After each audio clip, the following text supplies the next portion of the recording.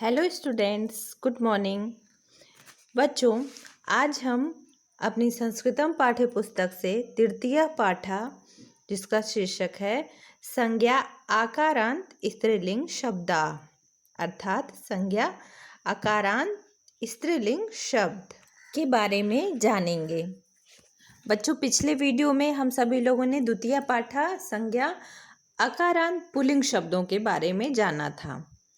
तो आज हम आकारांत स्त्रीलिंग शब्दों के बारे में जानेंगे। तो सबसे पहले हम ये जानें कि आकारांत शब्द किसे कहते हैं। जिन शब्दों के अंत में आ स्वर हो उन्हें आकारांत शब्द कहते हैं। प्रायः संस्कृत में स्त्रीलिंग शब्द आकारांत होते हैं। स्त्रीलिंग शब्दों का अंत आ स्वर से होता है। आइए कुछ आकारांत स्त्रीलिंग शब्दों को तीनों वचनों में पढ़ते हैं। स्त्रीलिंग शब्द है छात्रा। छात्रा का अर्थ होता है शिष्या। छात्रा हम एक वचन में कहेंगे, द्विवचन में छात्रे और बहुवचन में छात्रा। अगला आकारांत स्त्रीलिंग शब्द है घटिका। घटिका का अर्थ होता है घड़ी। एक घड़ी को हम घटिका कहेंगे और दो घड़ी को अर्थात द्विवचन में घटिके, बहुवचन में घटिका। इसी प्रकार अगला आकारांत स्त्रीलिंग शब्द है चटका। चटका का अर्थ होता है चिड़िया। चटका का द्विवचन चटके, बहुवचन चटका। इसी प्रकार अगला शब्द है मक्षिका। मक्षिका का अर्थ होता है मक्खी। एक मक्खी को हम मक्षिका कहते हैं संस्कृत में। द्विवचन में मक्षिके और बहुवचन में मक्षिका। आइए बच्चों, अब इस पाठ में आए कुछ अभ्यास कार्य को करते हैं। आप अपनी पुस्तक में पृष्ठ संख्या 23 को खोलिए। प्रश्न है क चित्र देखकर संस्कृत में नाम लिखिए। आपकी पुस्तक में कुछ चित्र दिए गए हैं जिनके नाम आपको संस्कृत में लिखने हैं। तो पहला चित्र है घड़ी का। घड़ी को हम संस्कृत में क्या कहते हैं? घटिका। तो चित्र के नीचे हम लिखेंगे घटिका। अगला चित्र है साइकिल का। तो साइकिल को हम संस्कृत में क्या कहेंगे बच्चों? द्विचक्रिका, अर्थात द्विचक्रिका अर्थात दो पहियों वाली साइकिल। अगला चित्र है बच्चों मधुमक्खी का। मधुमक्खी को हम संस्कृत में कहते हैं मधुमक्षिका। अगला चित्र है मकड़ी का। मकड़ी को संस्कृत में क्या कहते हैं? लूता। यह एक मकड़ी है, इसलिए इसे हम लूता कहेंगे। और यदि दो मकड़ियाँ होती तो हम लूता का द्विवचन प्रयोग करते। लूता का द्विवचन होता है लूते। अगला चित्र है कली का। कली को हम संस्कृत में क्या कहते हैं? कलिका। इसी प्रकार अगला चित्र है संदूक का, जिसे हम संस्कृत में पेटिका कहते हैं। अगला प्रश्न है प्रत्येक के लिए उचित विकल्प को रेखांकित कीजिए।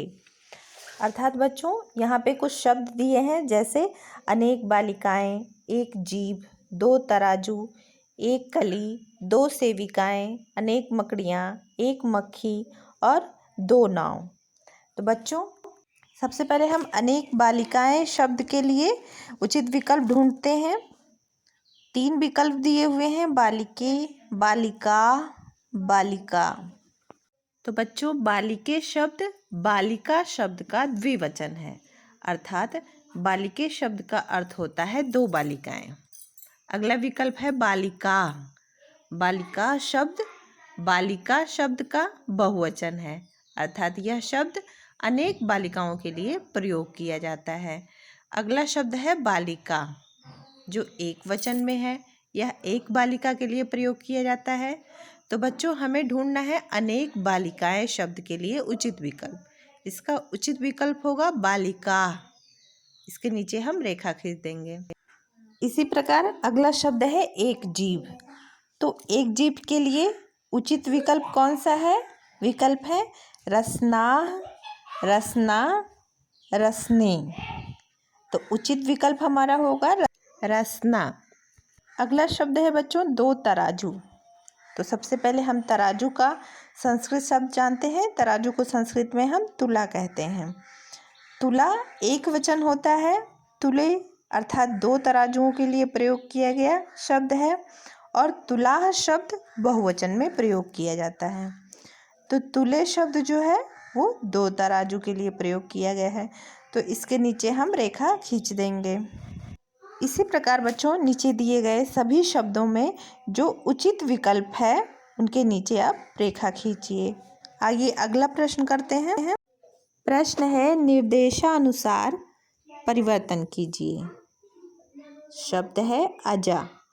अजा शब्द को हमें परिवर्तित करना है बहुवचन में। अजा, अजा का अर्थ होता है बकरी। तो बच्चों, अजा का बहुवचन रूप क्या होगा? अजा।